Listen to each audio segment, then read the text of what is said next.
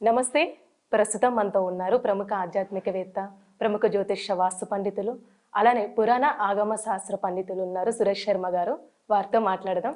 నమస్కారం గురుగారు. ఆయుష్మతి తల్లి. గురుగారు, ఇప్పుడు మీరు దత్తాత్రేయ జయంతి గురించి చెప్పారు కదండి. ఆ స్వామి అనుగ్రహం పొందాలంటే అసలు మనం ఏ విధంగా చేస్తే మంచిదండి? మీకు తెలిసిన ప్రకారం దత్తత అంటే ఏంటి? అంటే తీసుకోవడం, ఏం దత్తత ఇచ్చేయడం. అంటే నీ కష్టాన్ని ఎవరికొరికి ఇచ్చేయాలి. అంటే ఇక్కడ భగవంతుడు లక్ష్మీదేవి కూడా నిన్ను అనుగ్రహించినప్పుడు ఆ దత్తుడే నీకు దత్తాత్రేయుడు. అత్రికి దత్తుడు దత్తాత్రేయుడు. త్రయం, దత్తత్రయం. దత్తత్రయం అంటే ఎవరు? దత్తత్రయం ఎవరు ఇచ్చేవాళ్ళు అంటే బ్రహ్మ ఇస్తాడు, విష్ణువు స్థితి చేస్తాడు, ఈశ్వరుడు లయం చేస్తాడు. అంటే ఇవ్వగలిగిన వాడు, రక్షించేవాడు, నాశనం చేయగలిగేవాడు, ముగ్గురు ఉన్నారు ఆ దత్తాత్రేయ స్వామిలో. ఆ స్వామిని కొంతమంది త్రినాద స్వామిగా కూడా బ్రహ్మ విష్ణు మహేశ్వర రూపంలో అర్చిస్తుంటారు. త్రినాదమూర్తి. ఈ త్రినాద స్వామిగా అర్చించేటువంటి వాళ్ళు చాలామంది మంచి అద్భుతాలు పొందారు. వాళ్ళ పిల్లలకు కూడా త్రినాథ్ అని పేరు పెట్టుకున్న వాళ్ళు చాలామంది ఉన్నారు. నాకు ఆ చాలా మంది గురించి కూడా తెలుసు. త్రినాద వ్రతం కూడా నేను కొన్ని మంది ఇళ్ళకి చేయించాను. సో త్రినాద వ్రతం అంటే ఏమి లేదు, సాక్షాత్ దత్తాత్రేయ స్వామి వారికే చేయడం. కాకపోతే ఇక్కడ ఎలా ఉంటుంది అంటే దత్తాత్రేయ స్వరూపం అంటే ఎలా ఉంటుంది అంటే ఒక మునీశ్వరుడి రూపంలాగా ఆయన చక్కగా ఒక నడుంకి కాషాయ వస్త్రం కట్టుకొని కాషాయం కమండలం వస్త్రధారణం జటావల్కలధారణం అని 3 ముఖాలతో ఉంటాడు. కానీ త్రినాథ స్వామి ఎలా ఉంటారంటే ఆయుధాలు ధరించి మహావిష్ణువులాగా చక్కగా శంఖచక్ర గదా పద్మాలు ఉండి ముఖాలు మాత్రం బ్రహ్మ విష్ణు మహేశ్వర రూపాలు ఉంటాయి. సో త్రినాథ స్వామికి దానికి డిఫరెన్స్ అదే. ఇక్కడ ఆభరణాలు, వస్త్రాలు, సర్వాభరణాలు ఉంటాయి. అక్కడ సన్యసించిన రూపంలాగా నడుముకొక గుడ్డ, ఒంటి మీద ఎలాంటి ఆచ్ఛాదనం లేని దేహంతో దత్తాత్రేయ స్వామి వారు చేతికి ఇక్కడ రుద్రాక్షలు, తులసులు ధరించినటువంటి రూపంతో ఉంటాడు. సో మీకు ఈ మార్గశిర శుద్ధ అష్టమిని కాళాష్టమి అంటారు. ఎందుకు కాళాష్టమి అన్నారంటే ఇక్కడి నుంచి చూడండి, ధనుస్సులోకి సూర్యుడు ప్రవేశించేది మ్యాక్సిమం సప్తం లోపల అయిపోయి ఉంటుంది. ఆనాడు మొదలు పెడితే ఖచ్చితంగా డిసెంబర్ 15 అనుకుందాం. జనవరి 15కి ఇందాక చెప్పాను వీడియోలో నేను. జనవరి 15కి మకర రాశిలోకి సూర్యుడు ప్రవేశించేస్తాడు. ప్రవేశించాక ఏమవుతుంది, మనకి మకర రాశిలోకి పితృదేవతలకి చేస్తాం. సో పితృదోషాలు నివారించే శక్తి అక్కడ ఉంది. ఇక్కడ అష్టమికి కాలం అష్టమి అని ఎందుకు వచ్చిందంటే ఈ సప్తమి వెళ్ళిపోయింది మొదలుకొని సూర్యుడు జరిగేటువంటి కాలాన్ని అష్టమితో మొదలు పెడతాడు. సప్తమి రవి సప్తమి అయిపోయింది, సౌరవ్రతం చేసుకున్నావు. ఇక్కడి నుంచి అష్టమి నుంచి కాలిక్యులేషన్ అవుతుంది. ఇప్పుడు మీరు మార్గశిర శుద్ధ అష్టమి నుంచి మొదలు పెడితే మార్గశిర శుద్ధ అష్టమి నుంచి పుష్యశుద్ధ సప్తమికి నెల అయిపోతుంది. పుష్యశుద్ధ సప్తమి ఇందాకే చెప్పాను నేను, పౌష్యలక్ష్మి, పండగలు ఇంటికి వస్తాయి. అక్కడ మళ్ళీ మహాలక్ష్మి అనుగ్రహం ఇచ్చేందుకు సూర్యుడు మరొకసారి ప్రయత్నం చేసి అక్కడి నుంచి మరొక మాసం లోపల మళ్ళీ రథసప్తంకి అయనాన్ని, అంటే అయనము అంటే ప్రయాణం, ఉత్తరం నుంచి దక్షిణానికి మారుతాడు, దక్షిణం నుంచి ఉత్తరానికి మారుతాడు.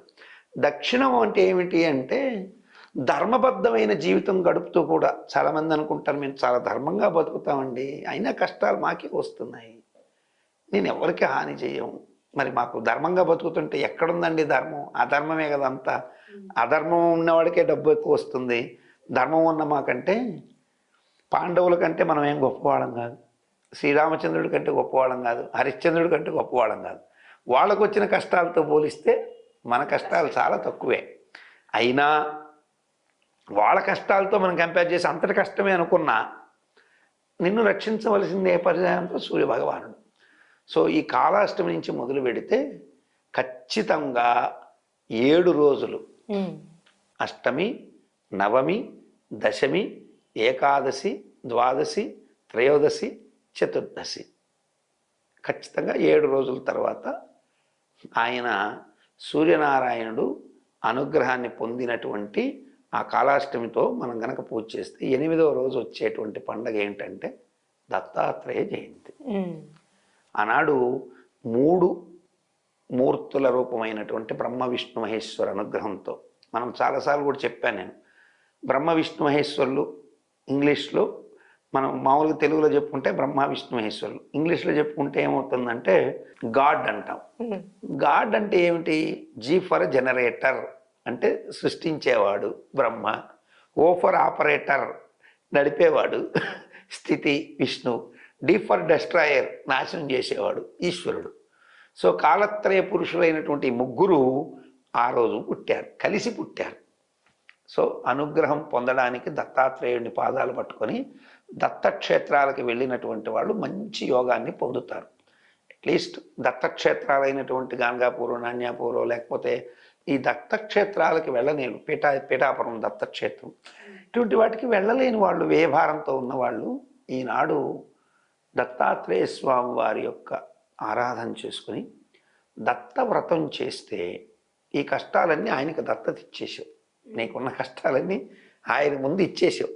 నాకు తెలియదు, నేను అమ్మవారి పూజ చేసుకున్నా, ఈశ్వర అనుగ్రహం చేసినా నా కర్మ నశించలేదు, నీవే తప్ప ఇతపరం వెరుగ ఈశ్వర అని ఆ యొక్క గజేంద్రుడు ఎట్టయితే మహావిష్ణువుని గురించి ప్రార్థన చేసి నువ్వు పాదాలు పట్టాడు. లావొక్కింత యుదయదు ధైర్యం విలోలం వయ్య ప్రాణముల్ టావుల్ దప్పెన్, ఇవే తప్ప ఇతపరం వెరుగ కావమే సంరక్షించవే భద్రాత్మక అని ఆ యొక్క గజేంద్రుడు మహావిష్ణువుని వేడుకున్నట్టుగా, ఓ దత్తాత్రేయ అందరూ నీలోనే ఉన్నారు, గాడ్ అన్నప్పుడు నువ్వే. సో ఇంగ్లీష్ వాళ్ళు గాడ్ అన్నా ఇదే అర్థం, ఓ మై గాడ్ అన్నా కానీ దానికి అర్థం ఇదే. సో కాబట్టి నువ్వు వెంటనే వెళ్ళి పట్టుకున్నావు అనుకో పాదాలు, ఆయన ఖచ్చితంగా నిన్ను అనుగ్రహిస్తాడు. అయితే ఇందుకు ఏం చేయాలి? ఇందుకు నీ ఖచ్చితంగా నువ్వు శివాలయానికో వైష్ణవాలయానికో వెళ్ళి చక్కగా వేదం చదివిన 3 బ్రాహ్మల్ని పిలిచి నీకున్నటువంటి శక్తిలో చందన తాంబూలాది సత్కారాలు, వారికి మంచి గంధం, నీకు కలిగిన వస్త్రం, నీకు కలిగినటువంటి ఆ యొక్క బియ్యము ధాన్యము ఏదో ఒకటి నీకున్నది వారికి సమర్పించి నమస్కరించుకొని పండ్లో ఫలమో పత్రం వారికి ఇచ్చి, ఇవ్వలేకపోతే కూడా నీకు కలిగినదేదో రూపాయి వాళ్ళ చేతిలో పెట్టి, ఈరోజు దత్త జయంతి స్వామి మమ్మల్ని అనుగ్రహించమని ఒక్క మాట వేదాశీర్వచనం తీసుకోగలిగితే తప్పకుండా. ఇక్కడ కూడా చాలామంది ఉంటారు బ్రాహ్మలే, కొంతమంది కమర్షియల్గా ఉన్నారు కదా స్వామి, వాళ్ళు ఎంత కమర్షియల్ అయినా అవ్వచ్చు. మెడలో యజ్ఞోపవీతం వేసుకున్నటువంటి బ్రాహ్మణుడు నోట వచ్చే మంత్రం అయితే వేదమే. వాడు కమర్షియల్గా ఆలోచన ఉండొచ్చు కానీ మంత్రం అయితే కమర్షియల్ కాదు. మంత్రం అందరికీ ఒకటే ఉంటుంది, యూనివర్సల్గా మంత్రం ఒకటే, దేవుడు ఒక్కడే.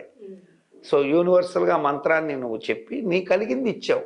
ఈకపోయినా అయ్యా నన్ను ఆశీర్వదించండి, మీకు ఇచ్చే శక్తిని ఇవ్వమని చెప్పైనా వేడుకోవాలి. సో ఇవ్వలేకపోయినా పర్లా, వెళ్ళి నమస్కరిస్తే నిజమైన బ్రాహ్మణుడు నువ్వు ఏమీకపోయినా నీ భక్తిని చూసి అనుగ్రహిస్తాడు. ఇది సత్యం. మెడలో యజ్ఞోపవేతం వేసుకున్న బ్రాహ్మణుడు, నిజంగా యజ్ఞోపేతాన్ని గౌరవించే బ్రాహ్మణుడు, వేదం చదువుకున్నవాడు, నువ్వు డబ్బులు ఇకపోయినా అయ్యా నా దగ్గర డబ్బులు కూడా ఇచ్చుకోవడానికి లేవు, మహాత్మా నన్ను ఈ కష్టంలో ఒక చిన్న ఆశీర్వచనం ఇమ్మని చెప్పి పాదాల మీద పడితే, అతను నిజమైన బ్రాహ్మణత్వంతో ఆలోచించేవాడైతే తప్పకుండా నాయన నీకు ఇచ్చే శక్తిని 10 మందికి పెట్టే శక్తిని ఆ ఈశ్వరుడు ఇవ్వుగాక అని దీవిస్తాడు. ఎందుకంటే నేను అలాగ చాలామందిని ఆశీర్వదించాను. రూపాయి లేనటువంటి వాళ్ళు నా దగ్గరికి దరిద్రులు, చాలా కష్టాల్లో ఉన్నామని చెప్పి, దరిద్రం అనుభవిస్తున్నామని, దరిద్రులు కాదు దరిద్రం అనుభవిస్తున్నామని చెప్పి బాధపడుతున్నటువంటి వాళ్ళు వచ్చినప్పుడు మీరేమీ దిగులు పడకండి. ప్రతి మనిషికి ఒక రోజు ఒక శుభం ప్రతిరోజు రాసి ఉంటాడు దేవుడు. ఆ శుభగడియలు మీకు వస్తాయి అని వారికి మానసికంగా ధైర్యం చెప్పి వారిని ఆశీర్వదించి పంపిస్తే, వారు ఒక శుభాన్ని పొంది మనం నిండు మనసుతో చెప్పినప్పుడు, వారికి నిండు మనసుతో ఈశ్వర అనుగ్రహం ఇచ్చినప్పుడు వారు ఖచ్చితంగా మళ్ళీ శుభాన్ని పొంది ఆ మరు సంవత్సరంలోనో ఆ పక్క నెలలో ఆ తర్వాత ఎప్పుడో ఒకసారి వచ్చి, స్వామి ఆ రోజు మా దగ్గర ఏమీ లేకపోయినా మీరు అనుగ్రహించారు, మాకు కలిగిన శక్తిని ఒక పండ్లు ఇచ్చిపోయేవాళ్ళు చాలామంది ఉన్నారు. ఈ అమ్మవారికి అటువంటి భక్తులు అశేషంగా ఉన్నారు, అనేక మంది ఉన్నారు. నేను వారందరూ అప్పుడప్పుడు వస్తుంటారు, వెళ్తుంటారు, వాళ్ళ పాటికి వాళ్ళు అమ్మవారి అనుగ్రహం పొందుతుంటారు. కాబట్టి అనుగ్రహం ఇచ్చేందుకు ఇది అవసరం లేదు. అనుగ్రహాన్ని నిజంగా ఇవ్వదలుచుకున్న బ్రాహ్మణుడు డబ్బులు ఆశించడు. కాబట్టి మనం అందరూ బ్రాహ్మణులు అలా ఉంటారు అని మనం లెక్క పెట్టం. దానికి తగిన వాళ్ళు ఉంటారు. మీ కర్మఫలం జరిగినప్పుడు ఖచ్చితంగా నీవు ఈ విధంగా సంకల్పం చేస్తే ఖచ్చితంగా అక్కడ దత్తాత్రేయుడే బ్రాహ్మణ రూపంలో వచ్చి వాడి నోట్లో నిజంగా కమర్షియల్ అయినా నిన్ను అనుగ్రహించడానికి వేద ఆశీర్వచనం ఇస్తాడు. వేదం ఎప్పుడైతే ఆశీర్వచనం ఇచ్చి పుత్ర పౌత్ర ధనధాన్యం అని అన్నాడో నీకు ఖచ్చితంగా అది ఫలిస్తుంది. ఫలించకుండా ఉండే ప్రశ్న ఉత్పన్నము కాదు, లేదు. కాబట్టి ఈ దత్త జయంతి రోజు దత్తాత్రేయ స్వామి వారిని ప్రాతకాలం లేచి నమస్కరించుకొని ఏదో నీకు కలిగిన దత్తాత్రేయ స్తోత్రాలని చెప్పుకొని చక్కగా శివాలయమో విష్ణాలయమో వెళ్ళి ఇలా ఒక బ్రాహ్మణ అనుగ్రహాన్ని పొందగలిగితే చాలు. ఇక నువ్వు వేరే ఏ ప్రయత్నమైనా చేయకూడదా గురువుగారు? దత్తాత్రేయ స్వామికి ఒక కొబ్బరికాయ కొట్టకూడదు, ఫలించదు. ఫలించదంటే అంతే, దాంట్లో మరలా కాంట్రవర్షన్ లేదు. ఇంకా బ్రాహ్మణుడే అనుగ్రహించాలి అంటే ఆ బ్రాహ్మణుడి రూపంలోనే అనుగ్రహిస్తానని ఆయనే చెప్పాడు దత్తుడు. సో బ్రాహ్మణ రూపంలో వేదాన్ని ఔపాసన బట్టిన బ్రాహ్మణుడి రూపంలో ఆశీర్వాదం, చక్కగా బ్రాహ్మణ ఆశీర్వాదం తీసుకోవచ్చు. ఎవరైనా అటువంటి అనుగ్రహం మేము పొందలేమనుకుంటే నేను సుమన్ టీవీ వారికి ఇంకొకటి కూడా చెప్తున్నా, దత్త జయంతి రోజు మీరు ఎవరైనా సంప్రదించగలరు. నేను ఖచ్చితంగా అటువంటి ఆశీర్వాదాన్ని ఒక్క రూపాయి కూడా లేకుండా చక్కగా ఇవ్వగలను. బై ఫోన్ అయినా తీసుకోవచ్చు ఆశీర్వచనం, డైరెక్ట్గా వచ్చైనా ఆశీర్వాదం తీసుకోవచ్చు. దానికి ఏదో రూపాయి నేనే వారికి వచ్చిన వాడికి నేనే ఒక పండు చక్కగా ప్రసాదం కూడా ఇస్తాను, హాయిగా తిని వెళ్ళచ్చు. ఆ దత్త జయంతి రోజు మన అమ్మవారి దగ్గర నుంచి వారికి ఆశీర్వాదం అయితే నేను ఖచ్చితంగా ఇస్తాను. వారు ఎంతమంది వచ్చినా ఇస్తాను. 1,00,000 మంది వచ్చారు అనుకుందాం, ఫ్రీగా ఆశీర్వచనం, నాకేం ఇబ్బంది లేదు. కానీ ఈ వీధిలో వాళ్ళు ట్రాఫిక్లో ఇబ్బంది పడకుండా వచ్చి నమస్కరించుకొని చక్కగా వెళ్ళు. ఒక సమయపాలన చూసుకొని వాళ్ళకి నేను రమ్మన్నానని చెప్పేసి వేల తరబడి వస్తే నేనున్న అద్దె గృహ యజమాని బాధపడతాడు, ఈ వీధిలో ఉన్నవాళ్ళు బాధపడతారు. ఒక్క రోజులో నన్ను ఫెమిలియర్ చేసేసి మళ్ళీ నాకు ఇబ్బందులు తెచ్చిపెడతారు. కాబట్టి నిజంగా కష్టాలున్న మాత్రం రండి. కష్టాలు లేని వాళ్ళు మాత్రం మాకేదో చిన్న చిన్న కష్టాలు ఉంటే వాటికి నిజంగా కూటికి లేదు బాధపడుతున్నాం అనుకున్న వాళ్ళకి మాత్రం ఆ భగవద్ అనుగ్రహాన్ని నేను ఫోన్లో కూడా ఇస్తాను. మన నంబర్లు ఉంటాయి కాబట్టి ఆశీర్వచనం తీసుకోవచ్చు. సుమన్ టీవీ ప్రేక్షకులకు అటువంటి సౌలభ్యాన్ని నేను తప్పకుండా ఎప్పుడు ఇవ్వడానికి సిద్ధంగానే ఉంటాను. చాలా చక్కగా తెలియజేశారు గురుగారు, ధన్యవాదాలు.